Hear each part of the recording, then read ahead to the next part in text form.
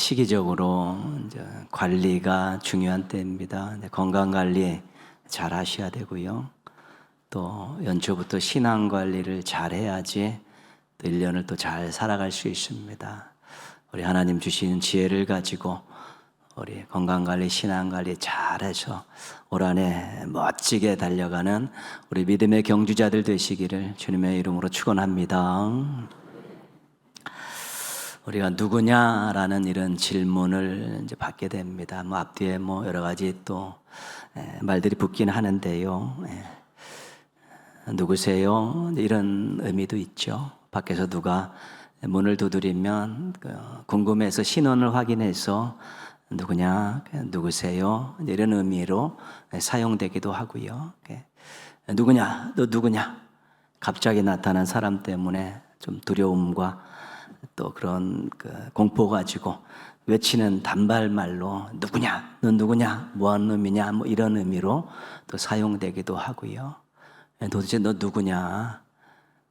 네가 지금 그 신분의 그 나이에 어떻게 그런 생각, 그런 행동밖에 못하냐? 너 누구냐? 이렇게 사용되기도 합니다. 그러나 우리가 인생에 있어서 누구냐? 너는 누구냐? 당신은 누구십니까? 라는 이 질문은 아주 중요한 진지한 질문으로 다가오게 됩니다. 정체성에 대한 질문입니다. 너는 너를 누구라고 생각하고 살고 있느냐? 이런 질문이죠. 인생을 살아가는 모든 사람들에게 있어 중요한 질문이기도 하고 우리 특별히 신앙인들에게 있어서는 더더욱 중요한 질문이기도 합니다.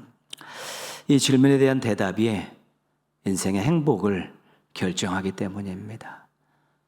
이 질문에 대한 대답이 우리의 인생의 방향을 결정하기 때문에 그렇습니다. 이 인생에 대한 질문이 우리 신앙의 그 인생의 내용을, 질을 결정하기 때문에 그렇습니다. 여러분들에게 당신은 누구입니까? 너는 누구냐라고 물으면 어떤 대답을 하셨습니까? 그동안 나에 대한 질문을, 누구냐라는 질문을 받았을 때 나는 나를 누구라고 생각하고 누구라고 이야기했을까? 이런 부분들을 생각하면서 신앙에서는 우리가 신앙인들은 어떤 정체성을 가져야 되는가? 어떤 질문을 가져야 되는가? 또 그러면 이런 정체성을 가지면 어떻게 살아야 되는가? 이런 부분들을 오늘 함께 나눠보자 합니다. 오늘 말씀에 너는 누구냐라는 질문에 대한 신앙인의 3가지 대답을 우리가 찾아볼 수 있습니다. 첫 번째는 하나님의 자녀입니다. 하나님의 자녀. 오늘 성경으로 봅니다. 여러분 성경 14절. 무릇 하나님의 영으로 인도함을 받는 사람은 곧 하나님의 아들이라. 여기서 하나님의 영은 성령님을 말하는 것입니다. 성령님의 인도함을 받는 사람들은 하나님의 자녀라는 것입니다. 성령님의 인도함이라는 것이 도대체 무엇인가? 고린도전서 12장 3절 말씀 보시면 성령으로 아니하고는 누구든지 예수를 주시라 할 수 없느니라. 그러니까 성령님께서 우리를 예수님께 인도해서 예수님을 주님으로 믿고 고백하게 하신다는 것입니다. 이것이 바로 성령님께서 인도하시는 것입니다. 우리가 요한복음 1장 12절에서는 이런 말씀을 기억합니다. 영접하는 자, 곧 그 이름을 믿는 자들에게는 하나님의 자녀가 되는 권세를 주셨으니, 예수님을 영접하고 예수님을 믿으면 하나님의 자녀가 된다는 것이죠. 근데 그 이전에 성령님께서 우리들 마음속에 오셔서 우리들로 하여금 예수님을 구주로 믿고 고백하게 하는 인도함이 먼저 있다는 것입니다. 그 성령님의 인도함이 있기 때문에 예수님을 영접하고 예수님의 이름을 믿고 하나님의 자녀가 될 수 있다는 것입니다. 그래서 하나님의 자녀에 대해 성령님의 인도함 때문에 하나님의 자녀가 된다. 이 14절 말씀이고요. 15절 말씀 보시면요. 15절. 너희는 다시 무서워하는 종의 영을 받지 아니하고 양자의 영을 받았으므로 우리가 아빠, 아버지라고 부르짖느니라. 양자의 영을 받았다. 양자라는 것은 친자는 아닌데 이렇게 자녀로 입적되는 그런 것 아니겠습니까? 성령님께서 양자의 영을 가지고 우리들로 하여금 하나님의 양자가 되게 하셨다는 것입니다. 성경에서는 예수님은 친자, 맏아들 이렇게 이야기하고, 예수를 믿는 우리들은 양자, 형제 그렇게 이야기하기도 합니다. 근데 왜 예수를 믿는 사람들을 양자라고 이야기하는가? 우리 생각에는 친자와 양자에는 많은 구별이 있다고 생각이 됩니다. 뭐 어떤 신분에 있어서나 권리에 있어서나 차이가 있다고 보지만 성경이 쓰여진 당대의 로마 시대는 그렇지 않습니다. 로마 시대에도 많은 사람들이 양자로 입양이 됩니다. 그런데 친자와 별로 다르지 않습니다. 똑같이 부모로 여기고 또 상속이나 권리가 동등하게 주어지기도 하고 그렇습니다. 그 시대는 가문이 중요합니다. 가문. 이 가문을 발전시키고 가문의 대를 잇는 그 후사가 중요한데, 친자는 주어지는 자녀입니다. 그냥 부부관계를 통해서 주어지는 그런 자녀인데, 양자는 이 자녀들이 면면히 살펴서 선택을 하는 것입니다. 부모들이 그의 능력도 보고 여러 가지 성품도 보면서 우리 가정에 적합하다, 우리 가정에 유익되다, 우리 가정의 대를 이어갈 만하다 그러면 선택해서 양자로 삼는 것입니다. 어떤 의미에서는 양자가, 가문의 입장에서는 양자가 훨씬 더 좋은 것입니다. 친자나 양자나 똑같이 권리를 주고 똑같이 상속도 시키면서 또 그 중에서 더 뛰어난 그런 자녀를 후사로 세워서 가문을 이어가게 하고 그랬습니다. 그래서 우리가 하나님의 양자다 그래서 조금 낮게 보는 것이 아니라 친자나 양자나 똑같이 하나님을 아빠, 아버지라 부르기 때문에 신분이 같은 것이고, 나중에 상속도 똑같이 받을 수 있기 때문에 별반 차이가 없는 것이지만, 그렇게 우리가 성령님께서 우리를 하나님의 양자로 세우셨다, 이제 그렇게 소개하고 있는 것입니다. 16절 말씀에 성령에 대한 또 한 가지 이야기가 나옵니다. 16절은 같이 읽겠습니다. 성령이 친히 우리의 영과 더불어 우리가 하나님의 자녀인 것을 증언하시나니. 성령님께서 우리를 인도하셔서 하나님의 자녀가 되게 하셨습니다. 성령님께서 우리에게 양자의 영을 주셔서 하나님의 양자가 되게 하셨는데, 성령님이 하시는 또 한 가지 일은 뭐냐면 하나님의 자녀라는 것을 증언해 주시고 증거해 주신다는 것입니다. 그럼 나 구원받지 않았어, 하나님의 자녀 아니야, 막 이렇게 머리를 도리도리 흔들며 부정을 해도 이 속에서 본인이 하나님의 자녀라는 확신이 여전히 남아있으면 성령님께서 그렇게 우리를 증거해 주시는 것입니다. 때로는 내가 살다 보니까 원치 않게 막 죄를 집니다. 또 졌던 죄도 막 반복하고 그러면서 머리를 긁으면서 내가 이거 구원받은 게 아닌가, 내가 하나님의 자녀가 아닌 건 아닌가라는 그런 의심이 들기도 하고요.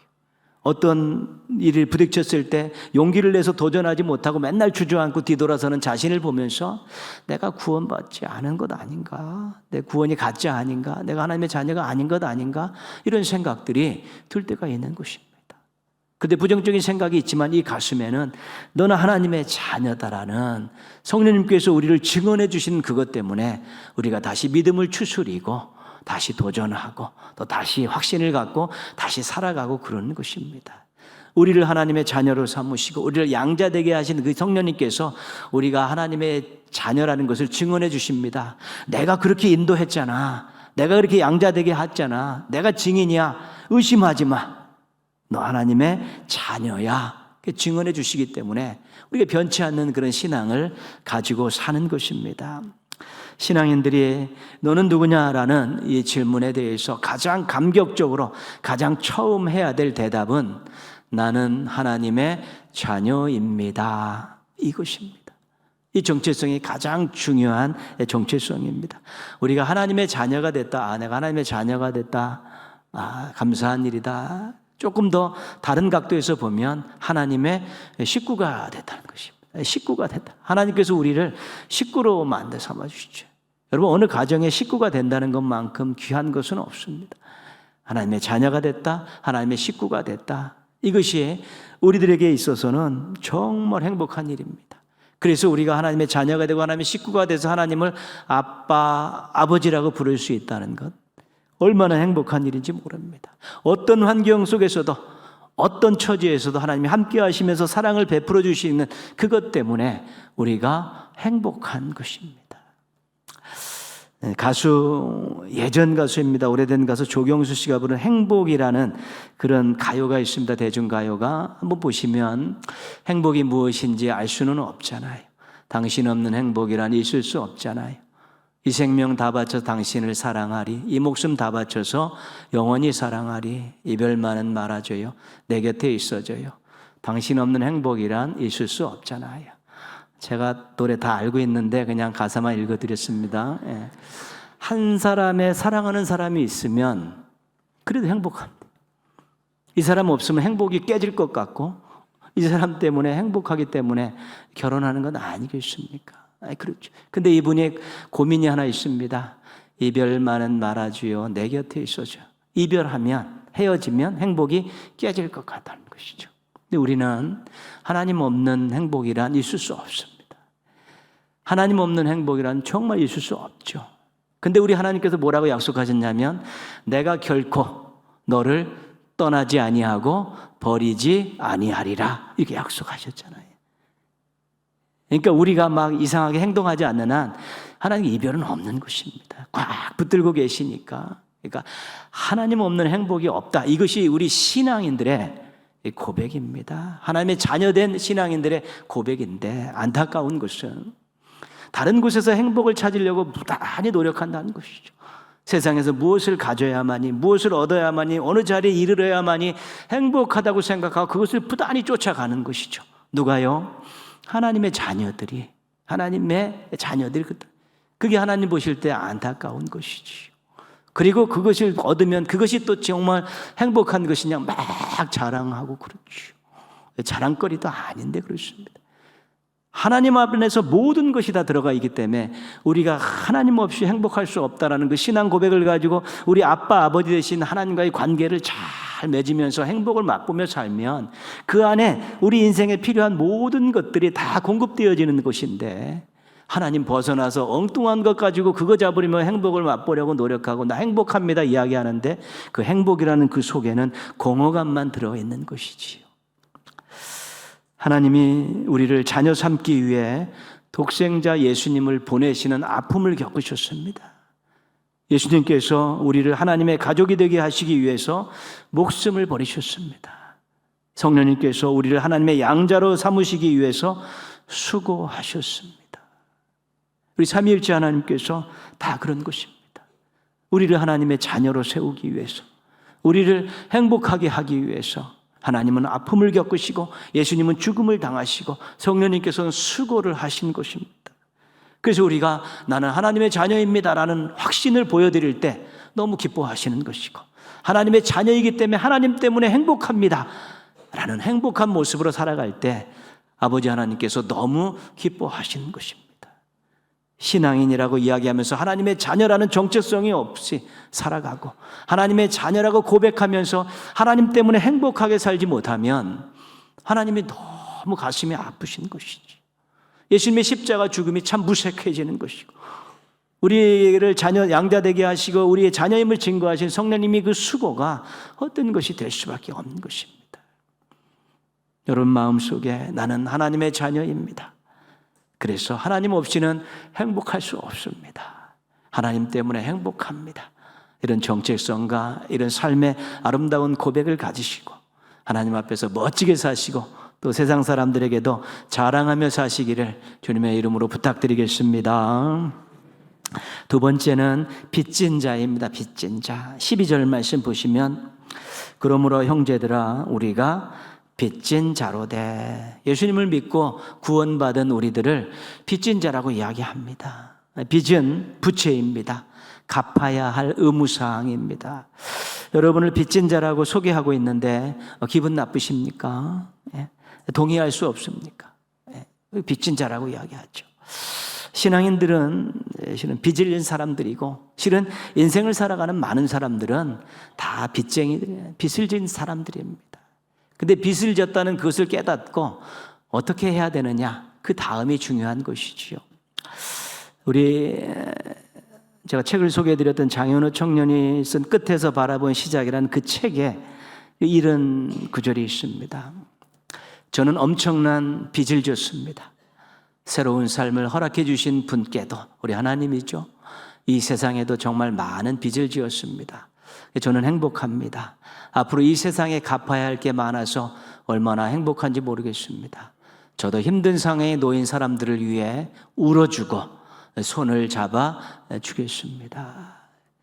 지금도 투병 중에 있지만 하나님께서 새 삶을 주신 제2의 삶을 주신 것들 그 빚으로 생각하고, 그러나 빚 갖고 사는 것이 얼마나, 빚을 갚을 수 있다는 것이 얼마나 행복한지 모르겠다고, 앞으로 동일한 아픔을 겪고 있는 사람들을 같이 울어주고 손을 잡아주겠다는 이런 마음을 가지고 이제 또 제 삶을 시작한다고 그렇게 고백하는 것이죠. 정말 어떤 은혜를 받고 이런 빚진 자의 마음을 가지고 무언가 보답하고 살고 누구를 위해서 살겠다는 마음을 가진 사람들이 많으면 그 세상은 아름다워지는 것입니다. 따뜻해지는 것입니다. 그러나 많은 부모에게도 형제들에게도 많은 사람들에게 하나님께도 많은 은혜를 받고 그것을 빚으로 여기지 않고 당연하다고 생각하면서 여전히 욕심 때문에 갈망하고 무언가를 얻으려 갈망하면서 다른 사람을 희생하면서까지 그것을 얻으려는 사람들이 많기 때문에 세상이 이렇게 삭막한 것이지요. 빚을 갚겠다는 마음을 가지고 누군가를 위해서 수고하고 섬기며 살겠다는 사람이 많으면 세상은 아름다워지는 것입니다. 사도 바울은 개인적으로 자신의 사명과 결부시켜서 이 빚진 자라는 것을 아주 독특하게 해석을 합니다. 로마서 1장 14절입니다.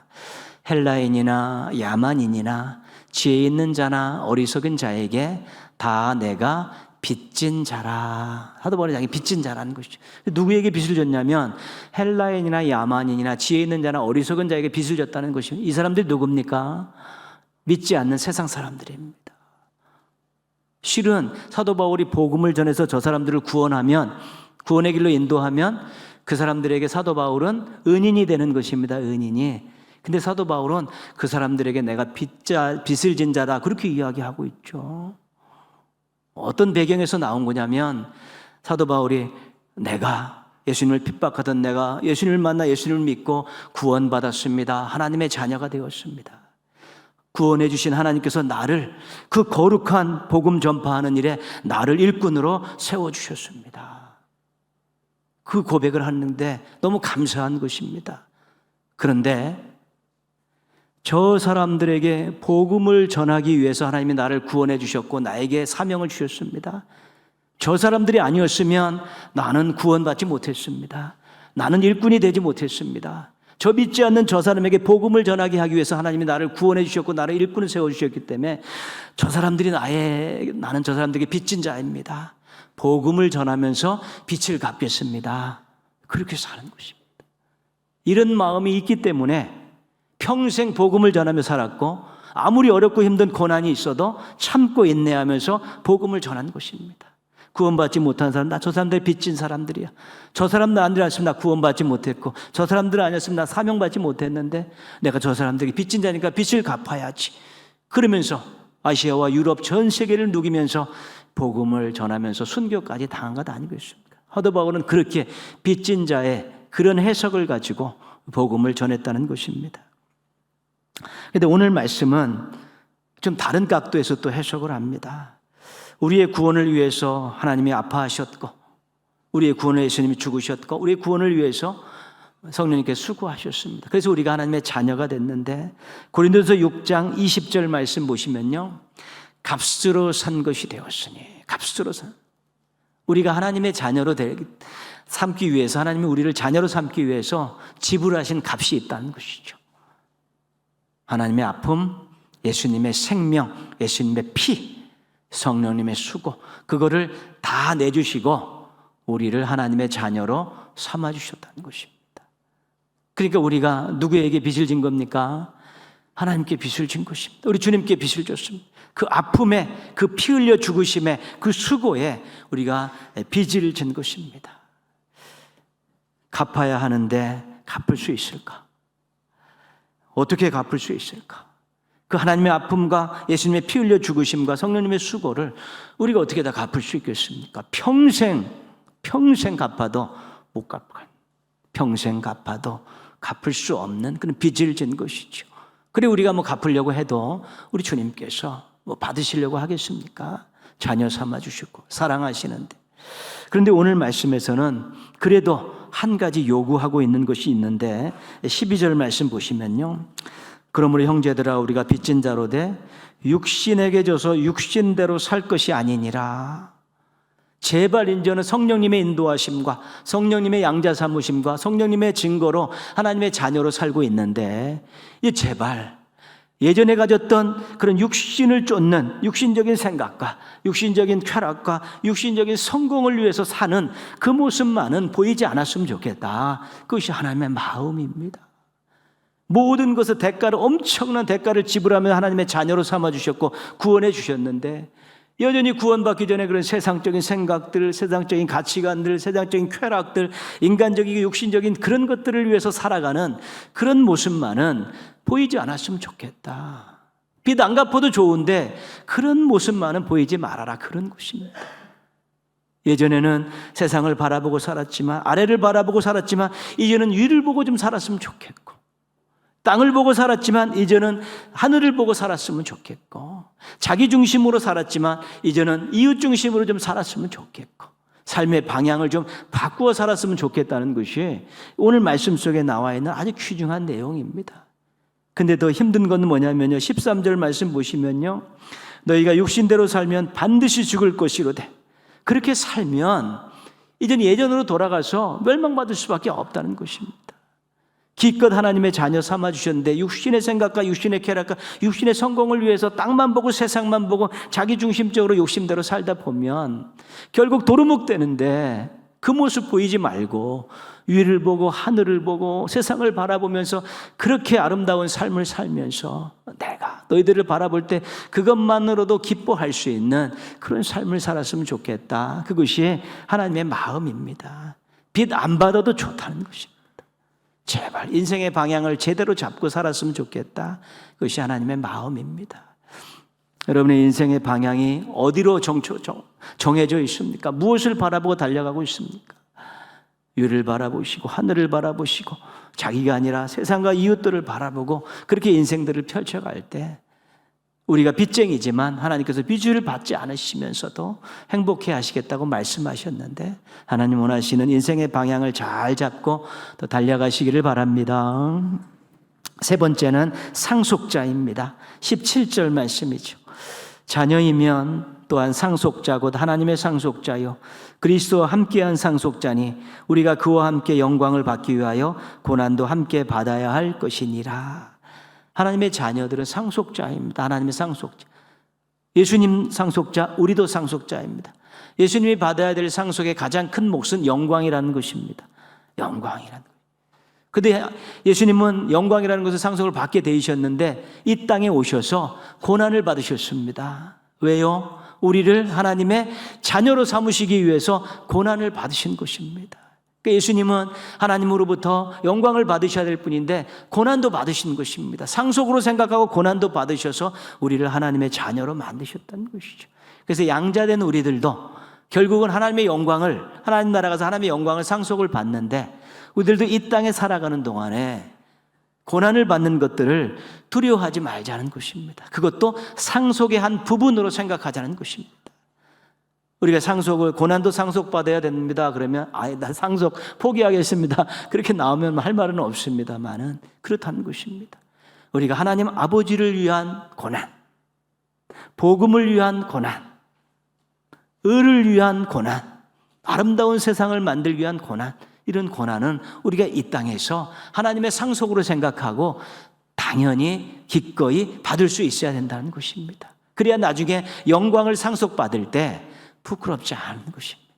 고난은 쏙 빼놓고 영광만 상속받으겠다는 그런 모습이 아니라 이 땅을 살아가는 것은 하나님 아버지를 위해서, 복음을 위해서, 죽어가는 생명들을 위해서, 아름다운 정의로운 세상을 위해서 우리가 고난도 받고 이것이 나의 상속의 분입니다라고 생각하고 살면 나중에 상속자로서 영광 받을 때 정말 부끄럽지 않고 당당하게 받을 수 있게 되는 것입니다. 고난당하는 것이 내게 유익이다라는 이것은 아무나 할 수 있는 고백이 아닙니다.